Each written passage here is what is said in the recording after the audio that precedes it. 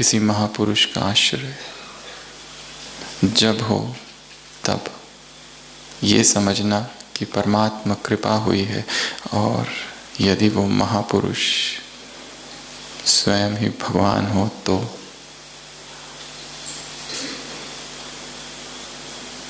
नित्य निरंतर प्यास है नए की।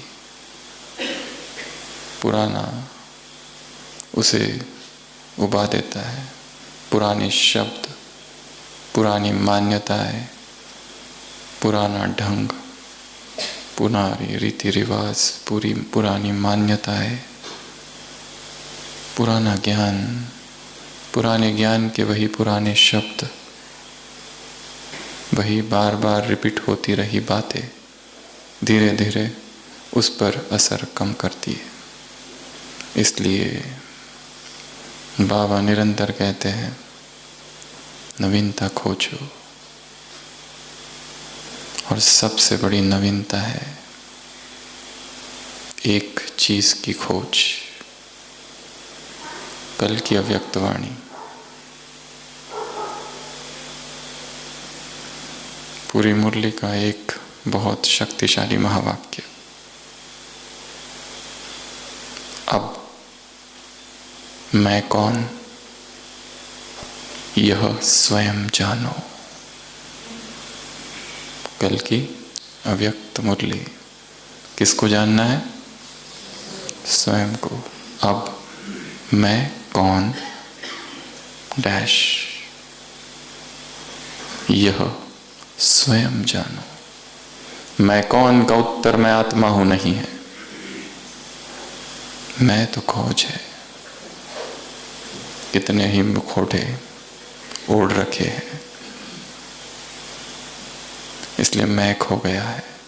मैं हूं कौन, मैं हूं क्या, मैं हूं कैसा, किधर?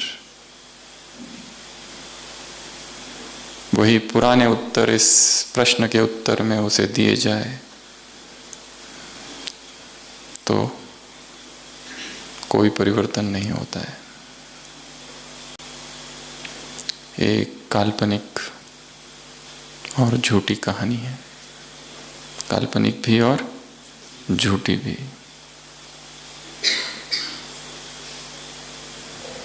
एक व्यक्ति सम्राट बन जाता है, राजा बन जाता है, सब कुछ है उसके पास, सारी सुख सुविधाएं, संबंध बहुत अच्छे हैं, घर परिवार बहुत अच्छा है, बच्चे बहुत अच्छे, पत्नी बहुत अच्छी है, दरबारी सब अच्छा है। ऐसा कुछ नहीं जो उसके पास नहीं है, परंतु फिर भी भीतर से वो दुखी है। कैसा अज्ञात सा दुख है पता नहीं। एक प्यास है भीतर, और जो प्यास उसे दुखी रखती है, वो क्यों दुखी है उसे नहीं पता। जबकि बाहर की दृष्टि से देखा जाए तो सत्ता है, पद है, पैसा है, संबंध है, और क्या चाहिए? सब तो है, इतना सम्मान है, इतनी प्रतिष्ठा है, फिर भी दुखी है। कोई उसे कहता है कि तुम्हारे ही राज्य के बाहर एक योगी रहता है, उससे जाकर मिलो। वो योगी की छोटी सी झोपड़ी है और कुछ भी नहीं है वहां पर, परंतु राजा जब मिलने जाता है तो देखता है योगी कितना सुखी है, कितने खुशी के गीत है। इसके पास कुछ भी नहीं है, फिर भी जैसे सब कुछ है, मेरे पास सब कुछ है, फिर भी कुछ भी नहीं है। राजा उससे कहता है कि बताए कुछ, क्या करूं?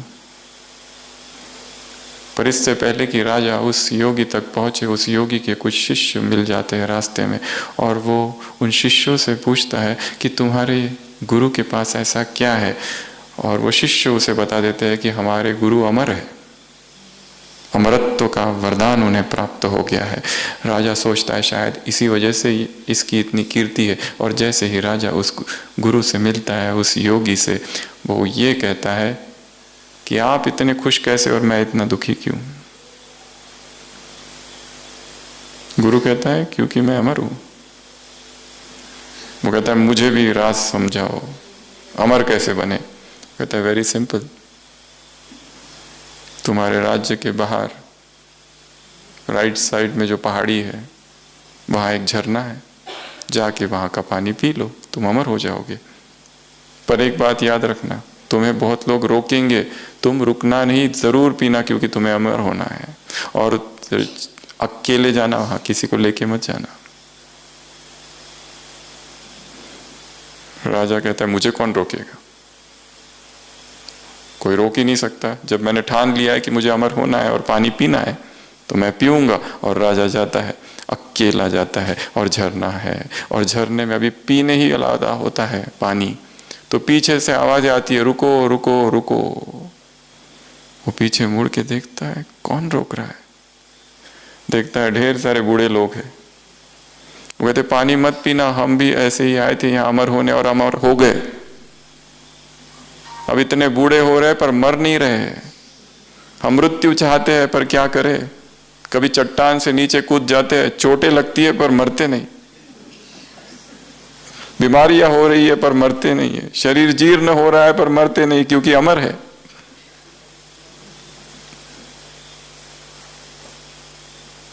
मृत्यु की भीख मांग रहे हैं परंतु अमर है।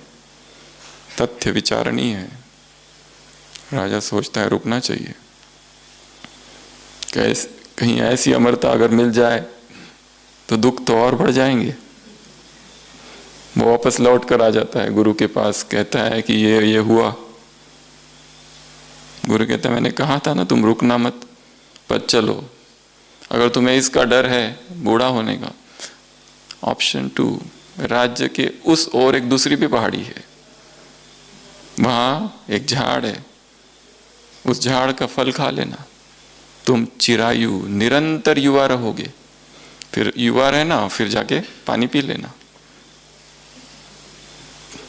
राजा जाता है,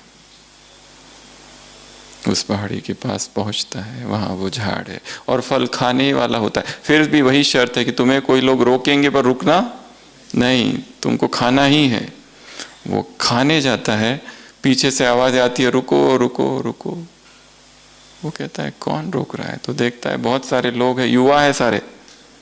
वो कहते हैं मत खाना। माना युवा में बहुत आनंद है, पर कब तक? उसकी कोई लिमिट? सदियां गुजर गई, युवा ही है, कितने सुख भोगे, उब गए हैं, कब तो बुढ़ापा आए। बुढ़ापा नहीं आता ना मृत्यु आती है। तुम मत खाना वो फल।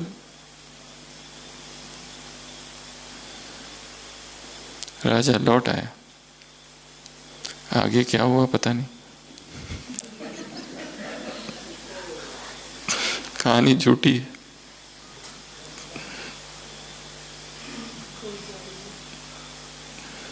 कोई भी चीज और कितनी भी अच्छी क्यों ना हो, वही अगर सुनते रहे तो क्या हो जाता है? बोर्डम। तुम बहुत भाग्यवान हो, भाग्य विधाता तुम्हें पढ़ाता है। भगवान आया है तुम्हारा बाप बनकर, तुम्हारा टीचर बनकर, तुम्हारा सदगुरु बनकर। तुम बाप हो, तुम टीचर हो, तुम सदगुरु हो।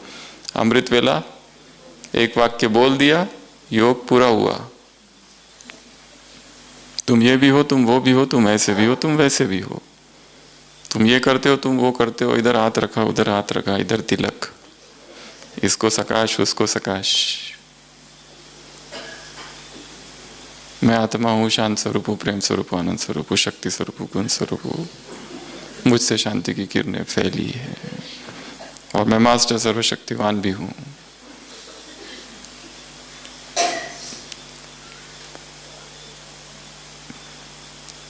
मुरलियों की पूरी मुरलियां रट ली है।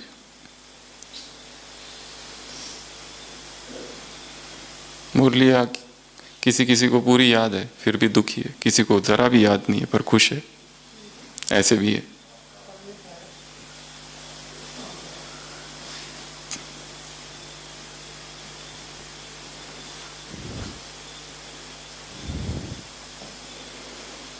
नवीनता, सब कुछ नवीन तो ही आनंद है। ब्रह्मा कुमार ब्रह्मा कुमारी अर्थात मौज मोहब्बत झूला। कल की मुरली, मौज से मोहब्बत की जीवन में रहने वाले, चलने वाले, ये है ब्रह्मा कुमार या कुमारी की परिभाषा। वो मोहब्बत, वो मौज तभी होगी जब नवीनता होगी, हर चीज में नवीनता, एक एक शब्द नवीन लगने लगे कि जैसे पहले कभी सुना ही नहीं। आज सुबह की साकार मुरली, घड़ी घड़ी क्या करो, परम धाम को याद करो। वाक्य छोटा सा है पर बड़ा पावरफुल है। परम धाम को याद करो अर्थात टाइमलेसनेस, समय नहीं, साउंडलेसनेस, यहाँ की कोई आवाज नहीं, कोई मनुष्य नहीं, ये शरीर नहीं, ना इस शरीर की भूख है ना प्यास है वहां। वो अनुभूति, वो चेतना मैं हूं। घड़ी घड़ी बाप आए हैं तुम्हें दुबन से निकालने की क्या कराने। सुबह की साकार मुरली, दुबन से निकालने की क्या कराते, डैश साधना। सुनिए ना मुरली सुबह की, क्या कराते हैं, साधना। हम साधक हैं, भगवान साधना सिखा रहे हैं, एक टेक्निक सिखा रहे हैं, एक विधि सिखा रहे हैं। और वो विधि सहज नहीं है, अगर सहज होती तो प्रश्न ही नहीं, वो कठिन है। और जब कठिन विधि सिखाई जाए, जो कि असंभव सी लगती है, तभी हमारे अंदर की सुप्त चेतनाएं जागृत होती है। जो चीज संभव है उसमें चेतना जागृत नहीं होती है, जो असंभव सी है। संसार के लिए तो असंभव ही सी बातें है ये सारी, जो हमारे लिए यहाँ सहज है, परंतु फिर भी कठिन है। कठिन है इसलिए तो इतना समय लग रहा है, परंतु कठिन ही चाहिए, क्योंकि जब चीज कठिन हो और असंभव हो तभी पोटेंशियल पावर्स जागृत होती है।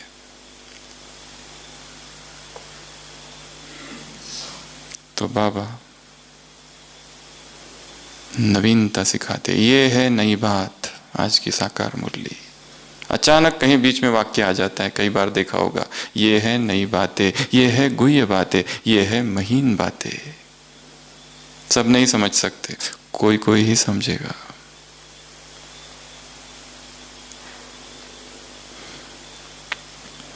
तो कल की अव्यक्त मुरली की ओर चलते हैं। कौन देख रहा है किसको, भाग्य विधाता। अगर वो भाग्य विधाता है और भाग्य पहले से ही फिक्स्ड है तो पुरुषार्थ ही क्यों।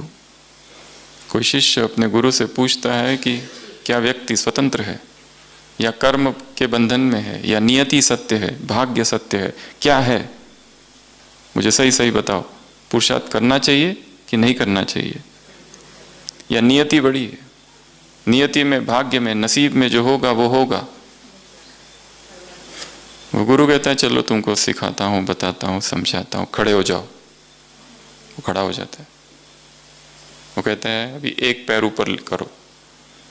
वो अपना दायां पैर ऊपर करता है।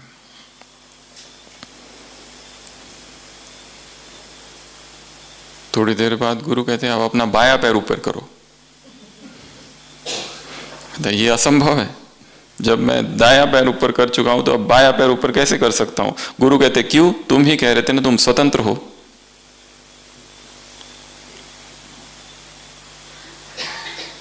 और एक सूक्ष्म बात, यह स्वतंत्रता तुम्हारी थी कि दायां पैर उठाना या बायां पैर उठाना। तुमने दायां उठाया, ये तुम्हारा निर्णय है। ये ड्रामा फिक्स है, प्रीऑर्डेंड, प्रीफिक्स्ड। फिर भी दो ड्रामा है, एक छोटा ड्रामा, एक बड़ा ड्रामा। छोटा ड्रामा हमारे वश में है, हम उसके क्रिएटर है। सुबह कितने बजे उठना और नहीं उठना ये हमारे हाथ में, मैं क्रिएट करता हूँ। इसलिए मुरली का महावाक्य है, अब मैं कौन यह स्वयं जानो। मेरी योग्यताएं, मेरी पोटेंशियलिटी, पॉसिबिलिटीज, कैपेबिलिटीज, क्षमताएं, योग्यताएं मैं जानता हूं और मुझे उन्हें जगानी है। अभी जो चीज असंभव सी लग रही है उसी को ले लेना है। अभी जो पुरुषार्थ लगता है, जो कभी किया ही नहीं आज तक, हमने कभी नहीं किया, दूसरों को करते हुए देख रहे हैं कब से, पर हमसे नहीं होता ये, वही तो असंभव है। उसी असंभव को संभव करना है और आत्मा में वो नियत शक्ति है। और जब हम संकल्प करेंगे कि मुझे करना है, तब वो शक्तियां जागृत होगी, अन्यथा नहीं। शॉक चाहिए, शॉक, एक धक्का। तो कल की मुरली भाग्य पर थी और भाग्य की 5 बातों की हम चर्चा करेंगे। पहला, भाग्य की स्मृति। पहला, भाग्य की स्मृति। दूसरा, भाग्य की लिस्ट। तीसरा, भाग्य का अनुभव। चौथा, भाग्य को यूज करो। और 5वां, भाग्य के गीत गाओ। सारी मुरली में अलग अलग जगह पर ये 5 बातें हैं। शुरुआत ही बाबा ने कहाँ से की है? भाग्य विधाता। क्या ये भाग्य निरंतर स्मृति में रहता है? कौन सा भाग्य स्मृति में रहता है कि तुम्हारा जन्म कहाँ से हुआ, किसने दिया? किसने जन्म दिया? स्वयं अनादि बाप और आदि ब्रह्मा के द्वारा जन्म है। ऐसा जन्म और किसी का भी नहीं है। तुम्हारा जन्म ही इतना महान है। इसी वाक्य को, इसी शब्द को अलग अलग रीति से देखना है। संसार में भी लोग जन्म लेते हैं, मरते हैं, उनके जीवन में कोई लक्ष्य नहीं होता है, ऐसे ही आते ऐसे ही चले जाते हैं। हमारा जन्म ही इतना महान है। न्यू बर्थ, नया जन्म है, ये द्विज है हम, सेकंड बॉर्न। इसके लिए इस जन्म में पूर्व जन्म की कोई बातें आनी नहीं चाहिए। पूर्व जन्म का देहभान, पूर्व जन्म की काम वासना, पूर्व जन्म की स्मृतियां, भोग की, विलास की, आलस, व्यर्थ feelings, emotions, trauma, events, happenings, घटनाएं, वारदातें, सब कुछ वो उस जन्म का था। इस जन्म में वो सब नहीं। एक एक वाक्य को अलग अलग रीति से देखना है, अलग अलग ढंग से समझना है। जैसे कोई हाथी को देखता है, इंजीनियर देखेगा तो क्या सोचेगा? एक डॉक्टर देखता है तो क्या सोचता है? एक नेचर लवर देखता है तो क्या सोचता है? उसका मालिक देखता है तो क्या सोचता है? छोटे बच्चे देखते हैं तो क्या सोचते हैं? अलग अलग सोचते हैं। इसके लिए एक ही पॉइंट को अलग अलग दृष्टिकोण से देखना। एकांत दृष्टि नहीं, अनेकांत दृष्टि। अलग अलग दृष्टिकोण से, कभी यहाँ खड़े रह के, कभी वहां खड़े रह के, कभी यहाँ से कभी वहां से। आज सुबह की साकार मुरली को रिवाइज करो, पॉइंट्स निकालो। अलग अलग जगह पर निकालना है। कभी छत पर बैठकर, कभी बाबा के कमरे में, कभी किचन में, कभी कार्य करते समय। अचानक वो पॉइंट मुरली का मन में लाना है और उस कार्य के साथ उस पॉइंट को जोड़ना है। घड़ी घड़ी परम धाम को याद करो। नहाते समय पॉइंट याद आ गया, वहां याद करके देखो। वहां पानी नहीं है, ये तत्व नहीं है, कोई और ही तत्व है वहां। इन तत्वों से भी आकर्षण नहीं। ये देखूं, वो देखूं, ये स्थान बहुत अच्छा है, वो स्थान पर है तो तत्व, वो तत्व अलग है। तो सबसे पहला, भाग्य की स्मृति। क्या करो? इसको इमर्ज करो मन में, प्रत्यक्ष स्वरूप में लाओ स्मृति को। ये स्मृति ही विस्मृति हो जाती है, इसलिए दुख होता है, पीड़ा होती है, दर्द होता है, विकर्म होते हैं, विकार आते हैं, क्योंकि भूले हुए। याद नहीं रहता है। विकारों का हमें कोई आकर्षण नहीं है, ना ही विकर्म करने की बहुत अच्छी अंदर से कोई प्रेरणा है। फिर भी अपने आप विकर्म होते, अपने आप विकार आकर्षित करते। क्यों? क्योंकि मन रिक्त हो जाता है, ये विचार हट जाते हैं, फिर से मन नीचे खींचा जाता है। उसको जन्म जन्म से नीचे जाने की आदत है। अभी अभी तक धीरे धीरे आदत डाली है ऊपर चढ़ने की, पर आदत उसकी कौन सी है? नीचे बहने की। इसलिए वो फिर से अपनी आदत पर आ जाता है। इसके लिए मन को समझना है कैसे कार्य करता है, वो कैसे छलता है, छलावा उसका। अभी अभी कितने श्रेष्ठ विचार और थोड़ी देर के बाद निगेटिविटी से भर जाता है, फिर पॉजिटिविटी, फिर निगेटिविटी, फिर पॉजिटिविटी, फिर निगेटिविटी, खेल चलते रहता है। मन के इसी स्वभाव को समझना, ये हो क्या रहा है। इसलिए बाबा का महावाक्य फिर से, अब मैं कौन यह स्वयं जानो, खुद ही जानो। तो पहला है स्मृति। 3 स्मृतियां दिलाई यहां पर, एक है बाप, एक है टीचर, एक है सदगुरु, और आज सुबह की मुरली साजन, और हम है सजनी। इसमें प्रॉब्लम क्या है? आधा वर्षा, हाफ पार्टनर।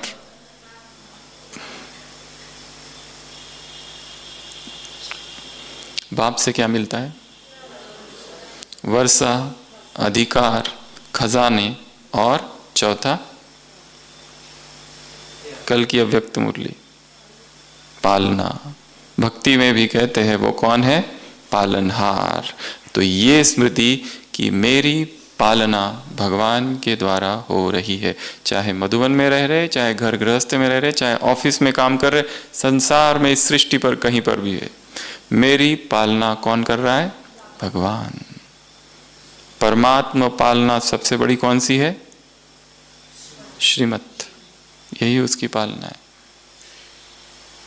ये संकल्प भी कितना अच्छा है कि मेरी पालना यज्ञ से हो रही है, मेरी पालना भगवान के द्वारा हो रही है। मेरे हर काम वो करता है। हाँ, जब हम नाफरमान बरदार बनते हैं, नाफरमानी करते हैं, तब आजमाइशें आती है, तब परीक्षाएं आती है बहुत ज्यादा। और जब आए जीवन में तो समझना कहीं ना कहीं कोई ना कोई श्रीमत को हमने तोड़ा है, इसीलिए ये अचानक पेपर आ गया। तो भगवान के द्वारा क्या? बाप के द्वारा वर्षा, अधिकार, खजाने और पालना। मेरी पालना उसके द्वारा हो रही है। ये वाक्य बड़ा पावरफुल है। किसी मनुष्य के द्वारा नहीं, इसलिए किसी मनुष्य से मुझे कुछ नहीं चाहिए। अधीनता नहीं, वरदान है ना, अधीन नहीं होंगे वो जो हीरो पाठधारी है। किसी बात में भी अधीन नहीं, ना अमृत वेले में किसी के अधीन, ना मुरली में किसी के अधीन, ना दिनचर्या में किसी के अधीन, स्वतंत्र, हर बात में स्वतंत्र। किसी व्यक्ति को अपना सहारा बना के रख देना तो दुख होगा। कोई कितना भी कहे, कितना भी कि मेरे सब कुछ तुम ही हो और तुम्हारे लिए मैं सब कुछ कर सकता हूं, कर सकती हूं, क्या करोगे? कोई आके कहे कि मुझे बड़ा अकेला अकेला लगता है, तुम चाहिए, तो क्या करोगे?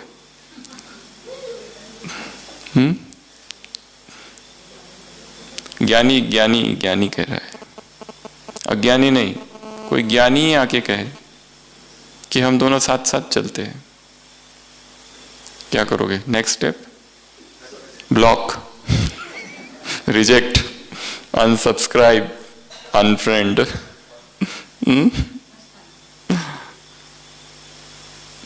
ये मार्ग अकेले का ही है, यहां कोई किसी का साथी नहीं। जब तक ये भ्रम नहीं टूटता कि ये मेरा साथी और वो मेरी साथी मेरे साथ है और हम सत सत पुरुषार्थ करेंगे, ये भ्रम है। इसको फ़ोन करके इसको अपनी सारी बातें सुनाता हूँ, सुनाती हूँ तो अच्छा लगता है, बोझ हल्का होता है। हल्का होता नहीं, भारी होता है। और क्योंकि मनुष्यों का कोई भी भरोसा नहीं है। हम सोचे हम अपनी सारी बातें उनको सुना दे, इसको सुना दे, किसी का भी भरोसा नहीं। इसके लिए अकेले का मार्ग है, अकेले ही चलना है। हाँ, कुछ लोग साथी है, पर उन साथियों में भी मोह ना हो। एक बार विदेशियों की क्लास चालू थी, तो हमने कहा मुरली ना डिस्कशन करना चाहिए। तो एक बहन ने उठ के पूछा, अगर जिससे डिस्कशन कर रहे उसी से मोह हो गया तो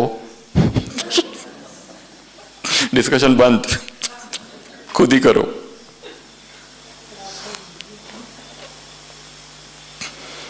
स्मृति तो बाप की ये 4 स्मृतियां। टीचर की स्मृति, पढ़ाई, श्रेष्ठ पढ़ाई, सहज पढ़ाई, और पढ़ाई का श्रेष्ठ लक्ष्य। और लक्ष्य क्या? पद, सबसे ऊंचा पद। द्वापर से जितने पद है संसार में, minister, prime ministers, director, chairman, उन सब से ये पद सबसे बड़ा है। और इस पद से क्या मिलता है? कमाई। उदाहरण और दिया आगे। कौन सा उदाहरण दिया? हाल और चाल का। और कौन सा उदाहरण दिया? वो जो मूर्तियां होती है वो नकली होती है, जड़ चित्र, फिर भी झुकते हैं उसके आगे। और तुम कौन हो? चैतन्य में देव देविया हो। सारा खेल मेंटल प्रोग्रामिंग है। इधर यहां प्रोग्रामिंग करनी है, कहीं बैठकर कुछ करने की आवश्यकता नहीं। दिन रात अंदर ही अंदर ये रटना कि मैं दिव्य चेतना हूं, दिव्य आत्मा हूं।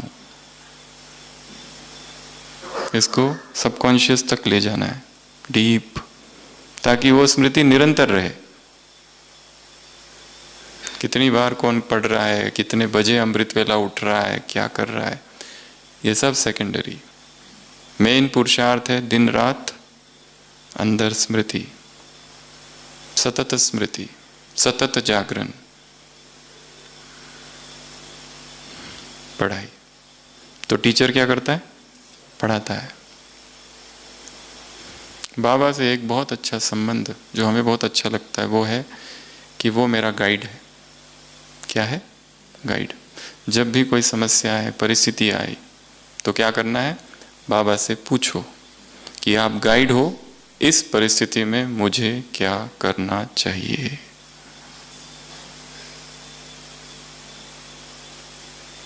बताओ क्या करूं? क्या करूं जिससे विकर्म ना हो? क्या करूं जो श्रीमत हो? क्या करूं जिससे मेरा उद्धार हो? गिर गया हूं, उठाओ। सदगुरु क्या करता है? वरदान। कौन सा वरदान? कौन सा तो नहीं, महामंत्र पहले बताओ। योगी पवित्र, ये सर्व प्राप्तियों का आधार है। अगर पवित्रता नहीं तो कुछ भी नहीं, योगी जीवन ही नहीं। इसके लिए रोज अमृत वेले ये वरदान तो जरूर लेना है। कौन सा? योगी और पवित्र का, पवित्र भव का। और क्या करता है सदगुरु? वरदान देता है। कौन सा वरदान? बहुत सारे वरदान है। लोगों को एक वरदान मिल जाता था तो उससे ही क्या क्या कर देते थे। यहां बहुत सारे मिल रहे हैं, और वो भी सहज। कीमत होनी चाहिए। तुम्हें 3 राज बताएंगे। पहला राज 1 लाख रुपए, भगवान तुम्हारा बाप है। दूसरा 2 लाख फर्स्ट डिपॉजिट, तब उसका महत्व होगा शायद, परंतु ये तो अनमोल है।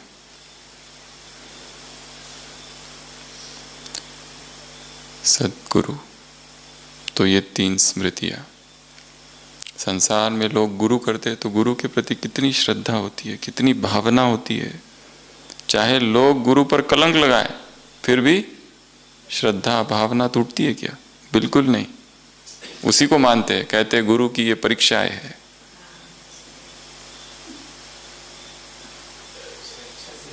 और ये अपने इच्छा से ही वो ये लीला कर रहे हैं।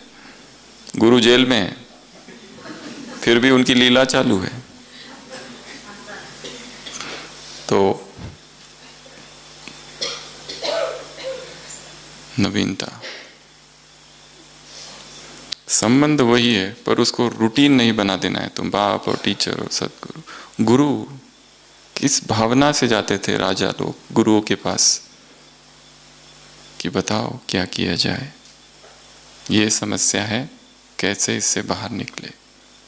टीचर वो गाइड है, टीच करेगा, सिखाएगा, पढ़ाएगा। टीच मी, मुझे नहीं पता, क्योंकि हम सब इतने अनुभवी नहीं है। जीवन विशाल है, विराट है, नए नए अनुभव आते रहते हैं। कई बार शायद हमारी दिशा ही गलत है। स्वामी रामतीर्थ कहीं जा रहे थे विदेश में, तो देखा एक व्यक्ति खड़ा है और वो दरवाजे पर खटखट कर रहा है। स्वामी रामतीर्थ उससे कहते, 1 मिनट रुको तो सही, जरा देखो तो उसमें क्या लिखा हुआ है। उसमें लिखा है पुल, पुश नहीं। उसमें क्या लिखा है? अपनी तरफ खींचो दरवाजे को, वो वैसे खुलेगा, पुश करने से नहीं खुलेगा। देखना, हर समस्या के ऊपर उत्तर लिखा हुआ है, हमें देखना है वो उत्तर कहाँ और कैसे लिखा हुआ है। तो पहली चीज है स्मृति की, भाग्य की। भाग्य का क्या करना है? भाग्य को स्मृति में रखना है। तो ये 3 भाग्य। दूसरा बताया, भाग्य की लिस्ट निकालो और उसको कहाँ रखो? डायरी में। डायरी में टाइप करो, फिर उसका PDF बनाओ और सब ग्रुप्स में सबको शेयर कर दो और खुद भूल जाओ।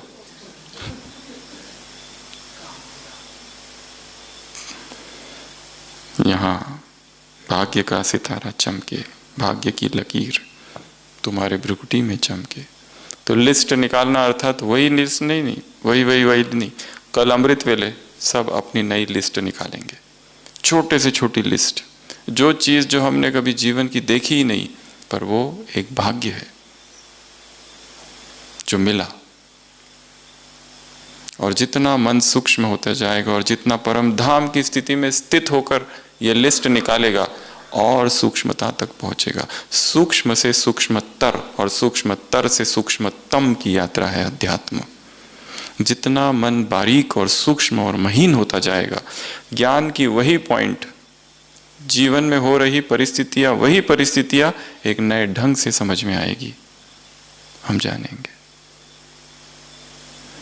तो क्या करना है? भाग्य की लिस्ट निकालनी है, और लिस्ट मन में निकालनी है, लिखना नहीं, मन में निकालो।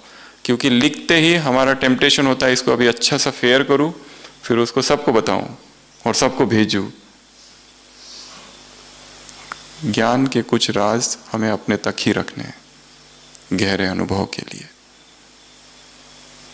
तुरंत उसको रिवील नहीं करना है। अभी अभी अमृत वेला कोई अनुभव हुआ, ब्राह्मणों की क्या आदत है, तुरंत बताएंगे कि आज सुबह मुझे बाबा ने एकदम गहरा अनुभव कराया, फिर अगले दिन नहीं होगा। वेट, उस अनुभव को अपने अंदर संभालो। तुरंत मुझे कोई मदद मिल गई, वेट, मिली ना, कहीं भागी तो नहीं जा रही है ना, और वो अतीत हो गया, अभी पास्ट हो गया, वेट। तुरंत अनुभव हुआ और तुरंत सुनाना, उसकी पावर कम हो जाती है। दूसरा लिस्ट। तो कल सुबह अमृत वेला सभी क्या करेंगे? मन में ही लिस्ट निकालेंगे और एक नवीन लिस्ट निकालेंगे जो आज तक नहीं निकाली, एक नया पॉइंट हो जिसमें। नहीं तो हमारी लिस्ट तो बिल्कुल तैयार है, अमृत वेला किया, फिर मधुबन में आए, फिर यहाँ सेवा की, फिर ये किया, फिर वो किया, फिर ब्रह्मा भोजन और वो सब, फटाफट फटाफट लिस्ट निकालने बोलो तो 50 की लिस्ट निकाल लेते हैं सीधा। वो नहीं, कोई नई लिस्ट, एकदम नई,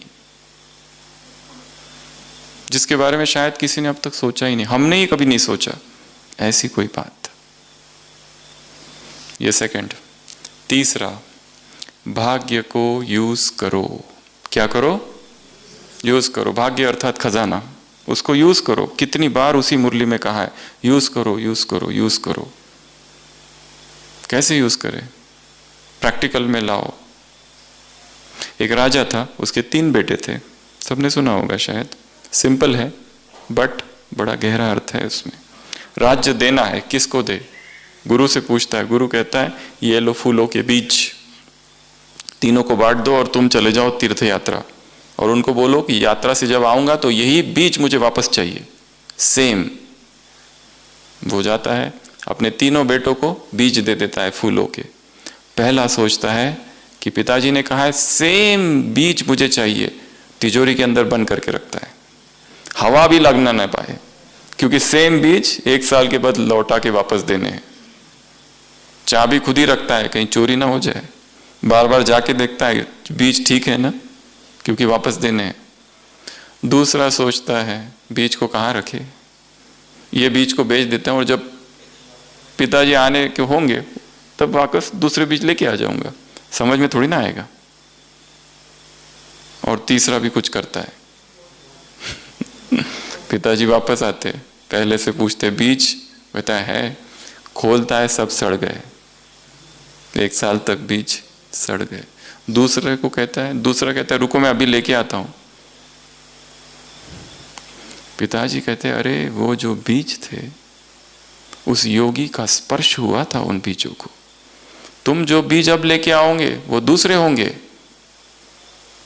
कोई पवित्र आत्मा किसी वस्तु को स्पर्श कर देती है तो वो वस्तु वही नहीं रहती है।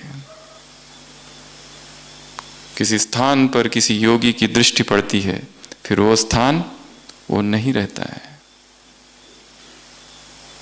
उस योगी का स्पर्श हुआ था उन बीजों को, वो थोड़ी ना होंगे। तीसरे से कहते हैं तुमने क्या किया, बीज कहाँ है? वो कहता है चलो साथ में। उसके महल के पीछे इतना बड़ा खेत, इतना बड़ा बगीचा, उसने सारे बो दिए, चारों तरफ सुगंध ही सुगंध है। बीज कहाँ है? बीज तो इसके भी नहीं है, परंतु वो बीज किस में रूपांतरित हो गए? झाड़ में, पेड़ों में, उस एक एक फूल में, एक एक झाड़ में पता नहीं कितने अनगिनत बीज है, संभावनाएं कितनी है। उसी को राज्य मिला। मनुष्य चेतना भी एक बीज है। इस एक बीज से असंख्य बीजों की उत्पत्ति हो सकती है यदि उसे पल्लवित किया जाए, उसे आगे बढ़ाया जाए। उसे बंद तिजोरी में रखकर मारना नहीं है, ना ही उसे बेचना है, उसे फ्लावरिंग ऑफ कॉन्शियसनेस। इसलिए सुबह मैं जो था और अभी जो हूं, क्या इसमें डिफरेंस है? इसी मुरली में बाबा ने कहा है व्यर्थ फीलिंग से परे हो जाओ, फीलिंग प्रूफ। सुबह कोई कुछ कहता है मुझे और मैं दुखी हो जाता हूं, शाम को वही व्यक्ति फिर कहता है क्या मैं अब भी दुखी हूं? अगर अब भी हूं तो कुछ भी नहीं सीखा, फिर बीज बीज ही है, सड़ रहा है, रादर ज्यादा दुखी है। व्यक्ति गलती करते हैं, बाबा से माफी मांगते हैं, पर हर बार पहली गलती से बड़ी गलती करते हैं। ये भी एक आदत है। और नई वाली करते जिसकी साइज भी बड़ी होती है और शेप भी बड़ा।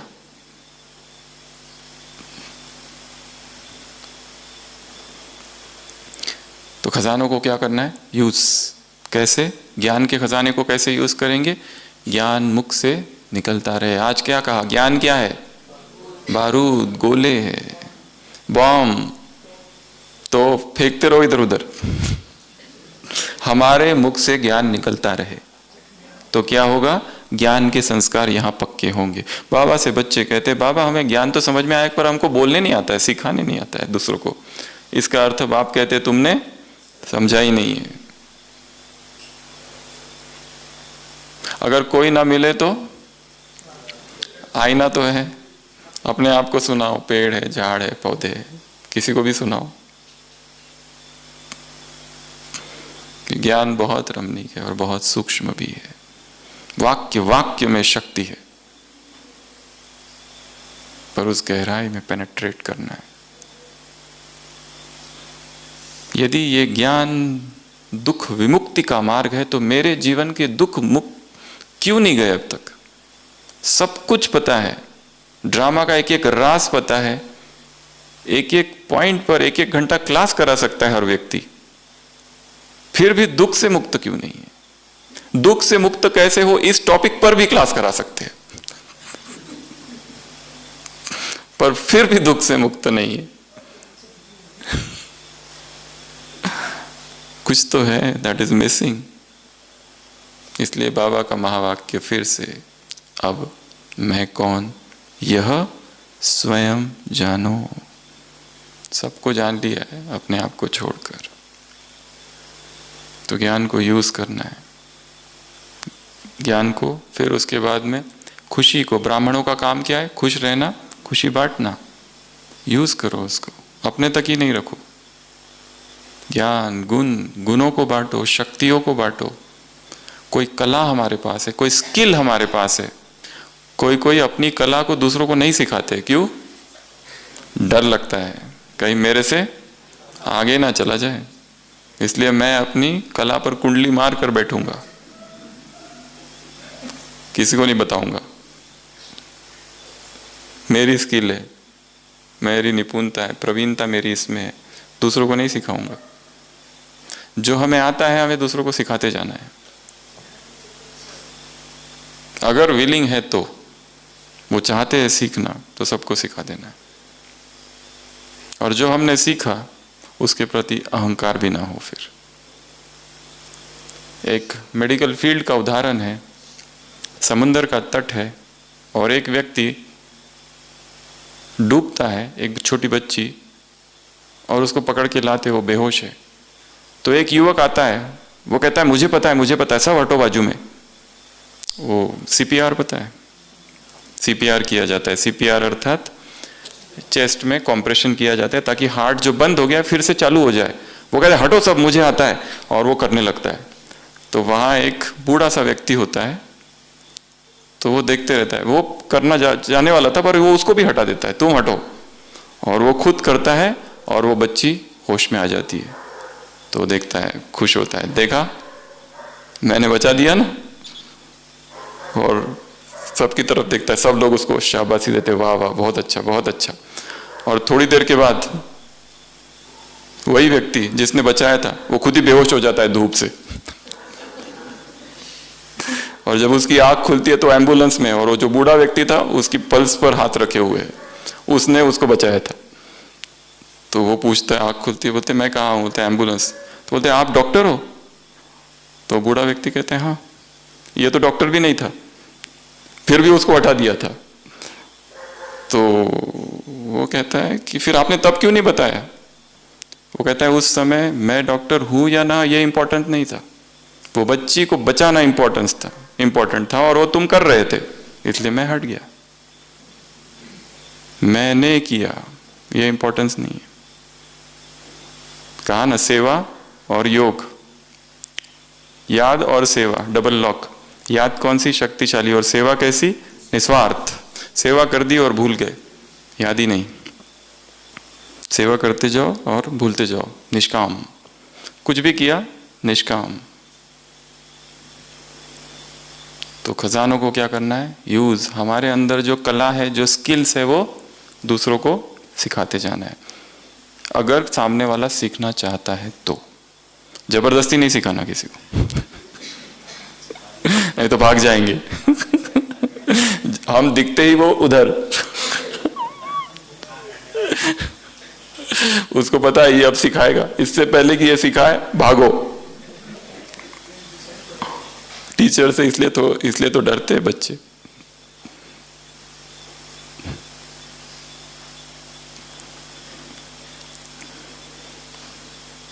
चौथा, भाग्य का अनुभव करो। बाप जितना तुम्हारा भाग्य देखते हो उतना तुम कम अनुभव करते हो। बाबा ने सर्टिफिकेट दिया है, जितना तुम्हारा भाग्य मैं देखता हूं तुम उससे कम अनुभव करते हो। अनुभव करना अर्थात क्या? एक्सपीरियंस। उसके लिए चाहिए एकांत, उसके लिए चाहिए मौन, उसके लिए चाहिए अंतर्मुक्ता। अगर कोई छुट्टी का दिन हो, उस दिन संपूर्ण साइलेंस में चले जाना है, सुबह से लेकर रात तक। Digital silence, no contact. एकांत में किसी का भी, मनुष्य आते ही डिस्टरबेंस चालू होता है, बोलचाल होती है, बातें होती है दो व्यक्तियों के बीच। कभी छुट्टी अगर मिले तो एकांत में चले जाना, किसी गार्डन में, किसी प्राकृतिक स्थान में, कहीं पर भी, और अलग अलग पॉइंट्स ज्ञान की लाना है, चिंतन करना है, अनुभव करने का प्रयत्न करना है। मैं आत्मा हूं, बस यही तो सबसे बड़ा अनुभव है। इसका कहाँ अनुभव हुआ है अभी? शरीर शरीर शरीर, दिन रात शरीर, शरीर को खिलाओ पिलाओ। क्या चाहिए शरीर को? आज सुबह की मुरली, 2 रोटी 2 चपाती, बस। तुम्हारा खर्चा बहुत कम है। बहुत कम है या बहुत ज्यादा? टू मच ब्रैकेट में। जितना कम उतना ज्यादा, द लेस इज मोर अध्यात्म में। तो क्या करना है? अनुभव। एकांत में बैठो, कुटिया में बैठो, हिस्ट्री हॉल में बैठो, कमरे में बैठो, शांति स्तंभ पर बैठो, आंगन में बैठो, मेरे ओम शांति भवन में बैठो, कहीं पर भी बैठो, और अचानक एक पल के लिए अनुभव करना कि यहाँ कोई भी नहीं है, मैं ही हूँ केवल। ये लाइट का बना हुआ है सब कुछ। ये मधुबन लाइट का बना हुआ है, ओम शांति भवन लाइट का बना हुआ है। लाइट की दीवारें है, लाइट का ट्रांसलाइट है, लाइट के पेड़ है, लाइट के पत्ते हैं, लाइट की जमीन है, लाइट का छत है, सब light light light light light. और मैं भी लाइट। लाइट का भोजन, लाइट की थाली, लाइट का हाथ, लाइट का पानी, लाइट का ग्लास, लाइट का माइक, लाइट की सब्जी, सब कुछ लाइट। एक पल के लिए ये अनुभव, this is the world of light, I am light, I don't need anything but light. मुझे लाइट के अतिरिक्त कुछ भी नहीं चाहिए। उस आंगन में बैठो और अनुभव, ये सब कैसा दिव्य है, सूक्ष्म वतन है ये अनुभव। और लास्ट, भाग्य को क्या करो कि गीत गाओ। भाग्य के क्या करो? गीत गाओ। ये जीवन ही इसके लिए है। कर लेंगे, देख लेंगे, हो जाएगा, ये नहीं, अभी इसी समय संपूर्णता का अनुभव अभी हो। अभी खुद को होगा तो औरों को होगा, विश्व को होगा, संबंध संपर्क वालों को होगा। नाउ तो लास्ट पॉइंट, भाग्य का क्या करो? गीत गाओ। और ये गीत कब बंद हो जाता है? जब संडे की मुरली। संडे की मुरली? कौन से संडे की? जैसे पता नहीं कितने दिन गुजर गए। कल वाले संडे की। ये पूरी नहीं होती तो नहीं आ जाती है। जब माया आ जाती है तो माया क्या करती है? सबसे पहले अकेला करती है और फिर आक्रमण करती है। माया को जान लेना। रावण जो है जैसा है उसे जानना।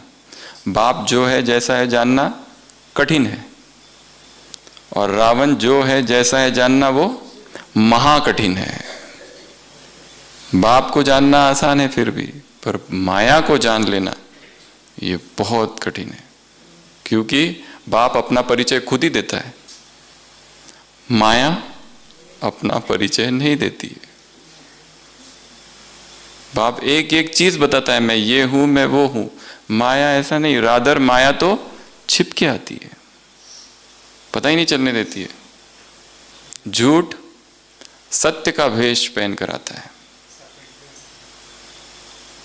सत्य असत्य दोनों निकल पड़े थे ऊपर से, धरती पर आए, नहाने गए, कपड़े बाहर रखे, असत्य पहले निकल गया, सत्य का ड्रेस पहन लिया और धरती पर घूम रहा है तब से। किसका ड्रेस पहन के? सत्य का। और असत्य जो था उसके पास तो अभी क्या करे, उसको जो ड्रेस मिल गया वो पहन रहा है। वो चिल्ला चिल्ला के कहता है कि मैं सत्य हूं, लोग कहते हैं झूठे जाओ। एक्सचेंज ऑफ ड्रेस हो गया है।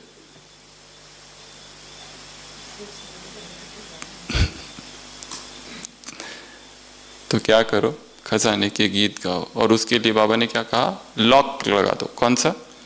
Double lock. सेवा में बिजी रहना है, वो भी निस्वार्थ सेवा, वो हो गया तो योग, वो भी शक्तिशाली। बस ये दो ही करते रहो। तीसरा कुछ हो ही नहीं। सेवा योग, योग सेवा, सेवा योग, निर्विघ्न रहना, निर्विघ्न बनाना,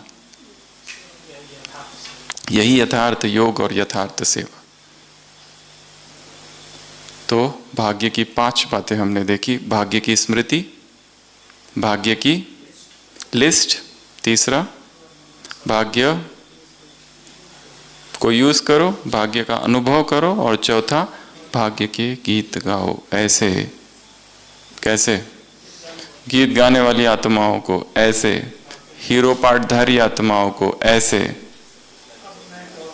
अब मैं कौन, स्वयं जानने वाली आत्माओं को ऐसे, निर्विघ्न रहने वाली, निर्विघ्न बनाने वाली आत्माओं को ऐसे, फीलिंग प्रूफ आत्माओं को, व्यर्थ की फीलिंग से परे रहने वाली आत्माओं को ऐसे, प्रसन्न चित्त रहने वाली आत्माओं को ऐसे, बेफिक्र बादशाह आत्माओं को ऐसे। आज सुबह की मुरली ऐसे ऐसे ऐसे, 2 रोटी खा के तृप्त रहने वाली आत्माओं को ऐसे ऐसे, अधिकारी आत्माओं को ऐसे, भाग्यवान आत्माओं को, परमात्मा पालना में पलने वाली आत्माओं को ऐसे, वरदानी आत्माओं को ऐसे। कौन सा महामंत्र है?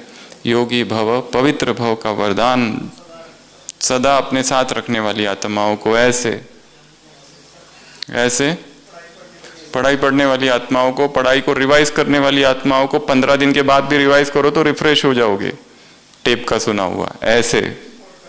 नोट करने वाली आत्माओं को ऐसे, घड़ी घड़ी परम धाम को याद करने वाली आत्माओं को ऐसे, अपनी स्किल दूसरों को सिखाने वाली आत्माओं को, सारी या थोड़ी, कंप्लीट ऐसे ऐसे।